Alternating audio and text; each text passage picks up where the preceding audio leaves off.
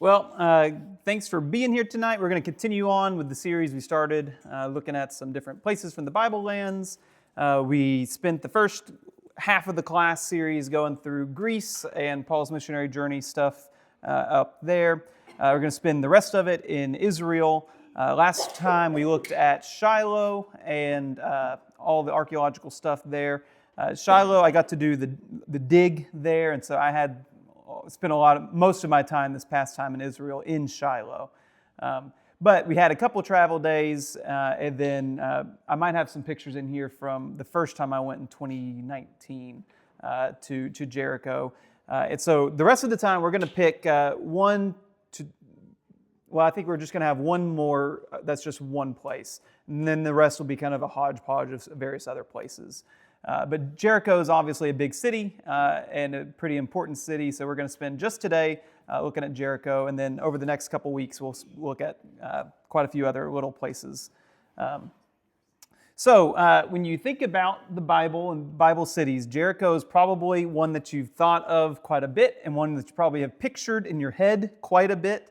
I feel like I still picture Jericho as the way the storybook that as a kid I saw pictured Jericho. You might picture walls like this. This is not Jericho. Those are the walls around Jerusalem that are much, much, much later than Jericho. But let's just kind of go through a history of Jericho, because it is the oldest city in the world that has been continuously inhabited. So Jericho is a Canaanite city. It's north of the Dead Sea, west of the Jordan River.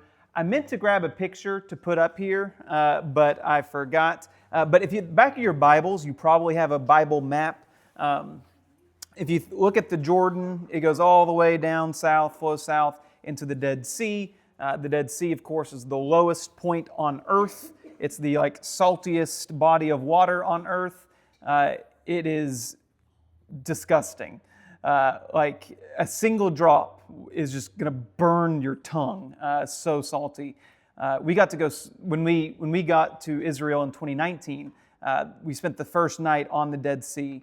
It was 120 degrees during the day, and it was really windy. And so if you go out in your balcony we got in at midnight, and it was probably 100 degrees at midnight, and it felt like a blow dryer, in your face. It was really weird. Not a drop of moisture in the air. And so it's a really kind of a strange environment. We'll look back at this area a little bit more in probably a week or two when we talk about some of the Dead Sea Scrolls and that sort of thing. Here's a little story. If you get in the Dead Sea, you will find every tiny microscopic cut you have ever had on your entire body. Claire made the mistake of shaving her legs the night before, and she was just rolling around in misery. But Jericho is a Canaanite city north. What does the name Jericho mean? That's kind of a strange. A lot of names, a lot of cities and places, and especially in the Old Testament, have very significant names. Do you have any idea what Jericho means? So it's the oldest continuous habited city. The Canaanite god Jericho, which in Semitic languages, there is no J. J's are kind of introduced much later in the history of pronunciation. J's would be like Y sounds, like Jesus, Yeshua, that kind of thing. And so the city of Jericho is named after the Canaanite god of the moon, Jericho. And that's almost certainly the name, the source. There's a couple different theories, but that seems very likely that that's the theory. And when you think about the city in the ancient times, their primary deity was the goddess of the moon, or the god of the moon, and it was a major cultic hub there in Jericho for the god of Jericho, or however you say it. And you have some explicit prohibitions in the Bible against worshiping this god. In Deuteronomy 17, flip over there real quick. So you have lots of prohibitions about worshiping various Canaanite gods. We specifically think about Baal and that kind of thing. But in Deuteronomy 17, verse 3, Flip over a page. You have, and has gone and served other gods, worshipped them, or the sun, or the moon, or any of the hosts of heaven, which I have forbidden. And so this is just talking about, punishment, forbidden forms of worship, and all that sort of thing. The word moon there is the word here, yarka, which is kind of interesting. Which is also interesting because where is the book of Deuteronomy take place? In the wilderness, right when Israel is about to enter the promised land. And so the whole book of Deuteronomy is kind of Moses' final sermon. And Moses is going to, Mount Nebo on the other side of the Jordan and all that. He's going to die, and then right after, they're going to go run into the promised land, begin the Canaanite conquest. And what's the first stop? Jericho. And so you're going to have, Israel has lots of temptations to worship these Canaanite gods. And whether this is a specific prohibition against worshiping this god or just the moon in a general sense, don't worship this god. And so this is a big, important place here, major worship here. It's the first major obstacle when they come into the promised land. And so when Joshua leads the people in, they see this big old city with some big old walls. And what are the people's response? Yeah. Oh no, this is intimidating. And so what does God tell them to do? Yeah, they send some spies. The spies go in. They find a certain woman named what? Rahab. And Rahab lets them out. And Rahab, there's the promise that if she drops a scarlet cord from her window, she'll be spared the devastation of Jericho. And so they come back. And then how does the city walls, what happens to them? Yep, they march around and blow their trumpets, and the city walls fall, and they go in and they destroy the city. They burn it.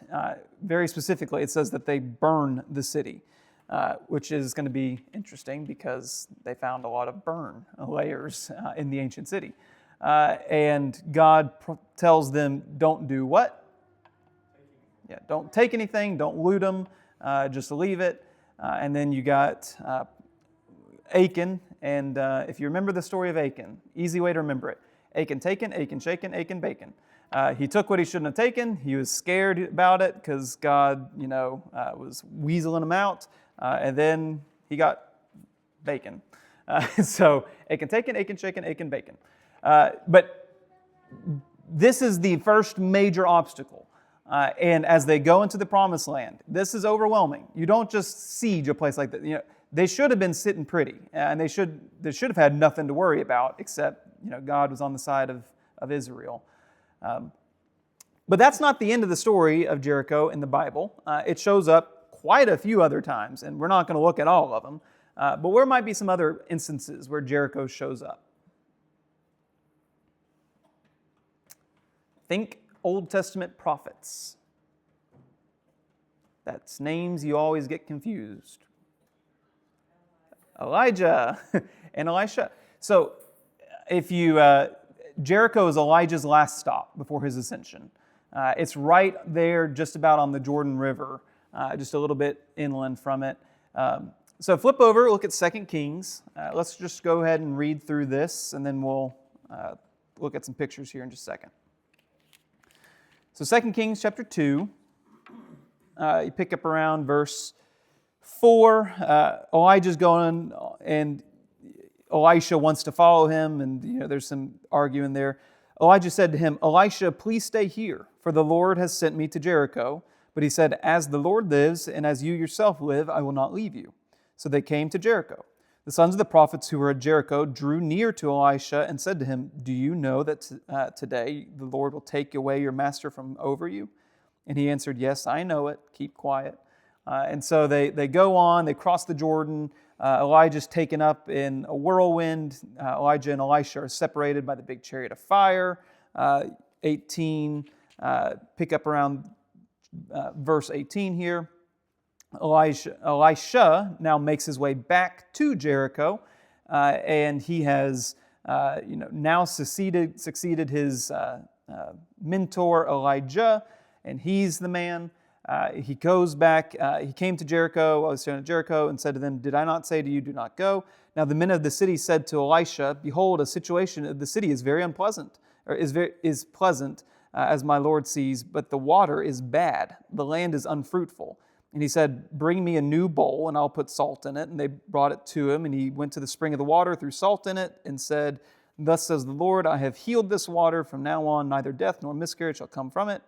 So the water has been healed to this day, according to the word that Elisha had spoke. And so you have Elisha purifies the water, the stream that's there in Jericho. Some interesting things I meant to say before when we were talking about the moon. Jericho is a nocturnal city because it is so hot.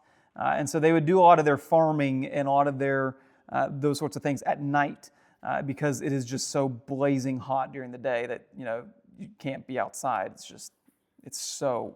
The day we were there, it was 118 degrees in Jericho, and it was crazy. Yeah.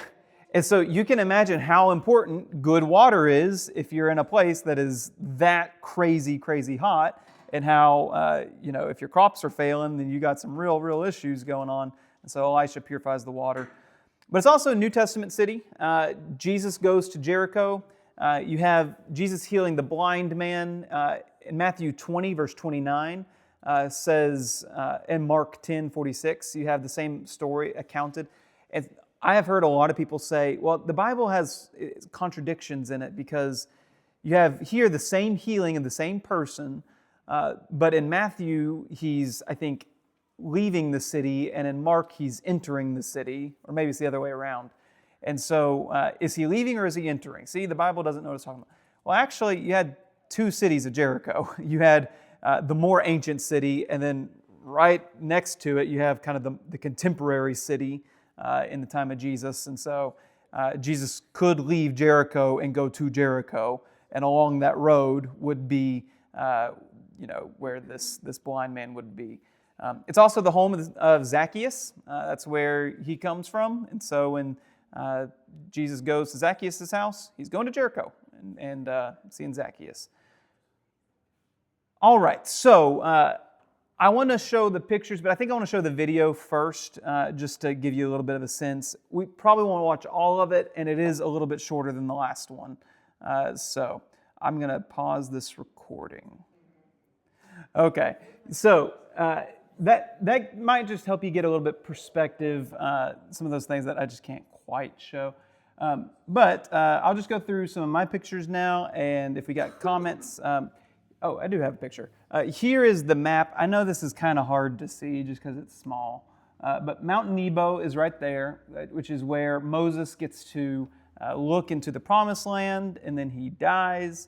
He doesn't actually get to enter into the Promised Land, but then they just cross right over, and right there's Jericho. And so you can see, if it's a clear day, you can see Mount Nebo from Jericho, which is pretty cool. Mount Nebo is pretty tall. And then today that's the country Jordan. And so you have a hard time, you can't just cross that border. That's a pretty strict border. But you can still see it. And then just south of that is where they found the Dead Sea Scrolls, all that stuff, like right around this area, which is cool. We'll talk about that later. But here is supposedly the well or the spring that Elisha purified here. The first time we went, it was obviously blazing hot, but there were, so many people you couldn't hardly move. There were like hundreds and hundreds and hundreds of people on this tiny little site. And there was a giant, big old camel right there the first time. This is from the second time. There was nobody there. And I mean nobody. We were literally the only people there. And so the first time we spent probably maybe 20 minutes at the site in total, just because it was so crowded and we had a busy schedule. The second time I got to spend probably about 2 to 3 hours up there, which is pretty cool. How is there nobody there? Did they say Yeah, so if you go back to this map, this is so in modern Israel is over more this side, but then you may have heard about the West Bank, which is a lot of this territory, and it's under the Palestinian Authority, the PA. And so it's like a no-go zone for Jews. If you're a Jew, you can't go there. They have big signs at the roads that say, if you go here, you're taking your own life at risk and we can't help you. But because it's the PA and because the PA, is very friendly towards Hamas, you did not get a lot of tourism.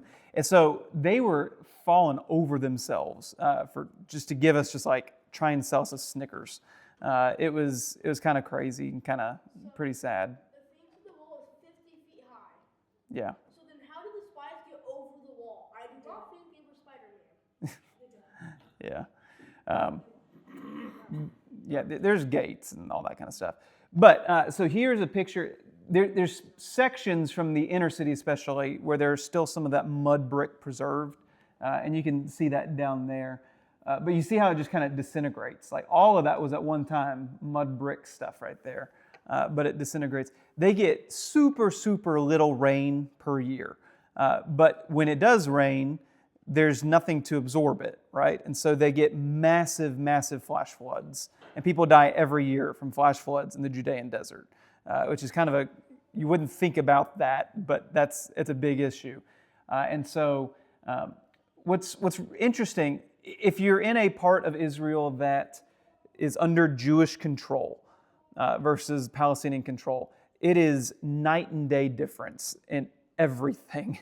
The sites that were under Jewish authority were super meticulously maintained, very well preserved, had like good oversight everywhere. There's going to be a guard making sure that stuff's not, people aren't vandalizing and all that kind of stuff. Here, there's literally a guy sitting at the gate, and he's like, I don't care, you guys just do what you want to do over there. There's been zero preservation. And so in the video, he mentioned those places, and I'll show you a picture in just a minute. They don't exist anymore. And from the excavations, there have been 3 big ones in the past, and there's currently a 4th one that has started recently by some Italian guy. But the problem is the Palestinians don't keep up with the site. And so a lot of the stuff that's found, if it's not immediately documented, it's going to be gone, which is kind of sad. But that's some preserved mud brick. This is where he was taking that video of the wall. It's deep, and those are huge, huge blocks of stone. And so the city has a big retaining wall. And again, we used the term tell last week. A tell is basically at one point there's probably a hill here, but over the years of people living on this site continuously over and over and over again, stuff accumulates, and you just have to dig deeper, deeper, deeper.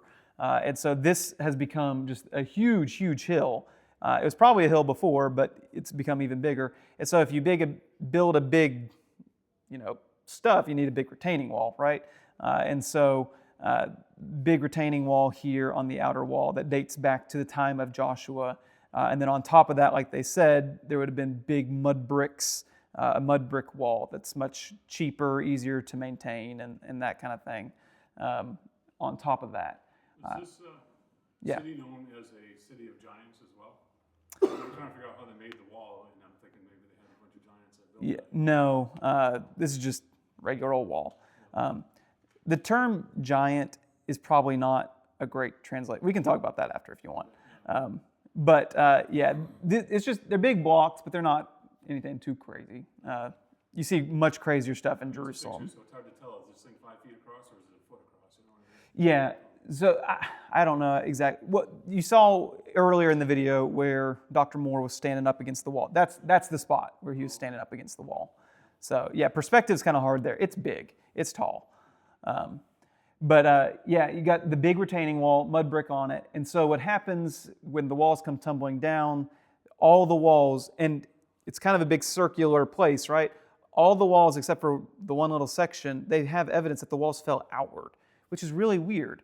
If you're trying to explain it without while trying to explain away the Bible, which is what Kathleen Kenyon did. She's, I'm getting way off into the weeds. Anyway, you have problems though, because what knocks those walls down? Is it an earthquake? Well, if it's an earthquake, why are they all falling outward?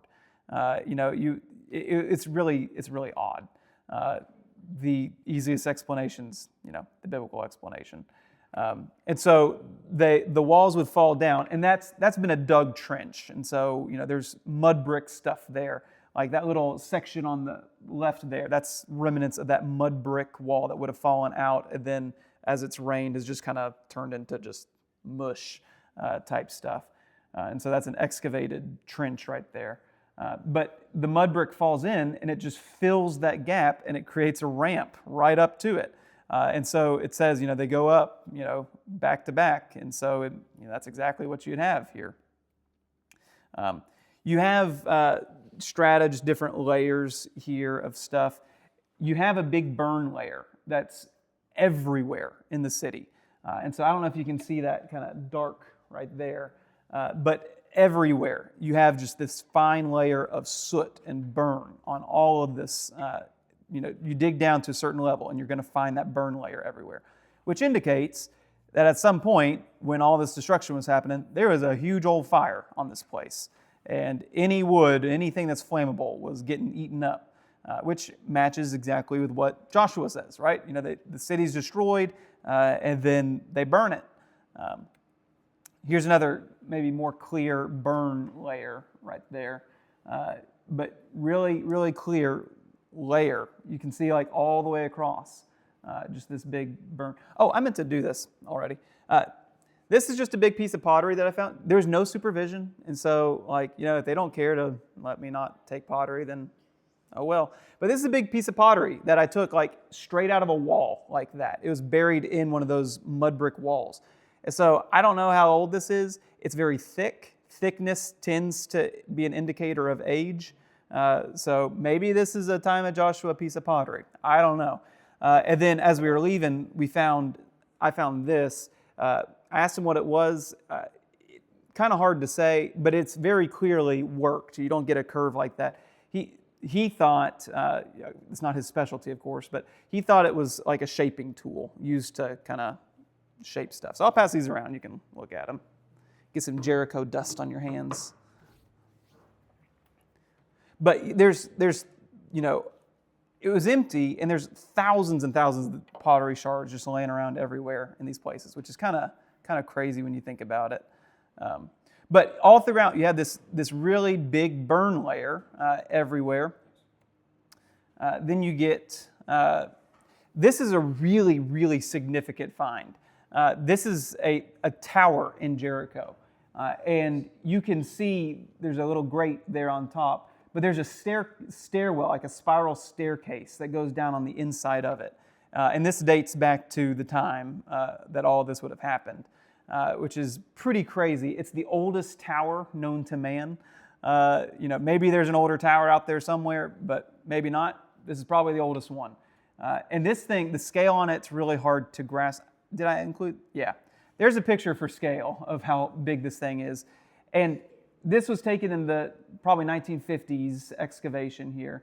And you can see down here, there's a whole bunch more stuff. But where is it? It's just been filled in. They've not taken care of anything. And so as it's rained, it's just washed and filled in all that stuff that's been excavated. And everything's just been deteriorated. But just a big old, talk about a fortified city. They've got big old towers and stuff here, which is pretty crazy. This is just in the upper part of the city, a preserved layer of bricks. And much better preserved than some other places, but just looks pretty cool. You can kind of maybe get a little bit of a picture for what stuff would have looked like. I don't know what this is exactly.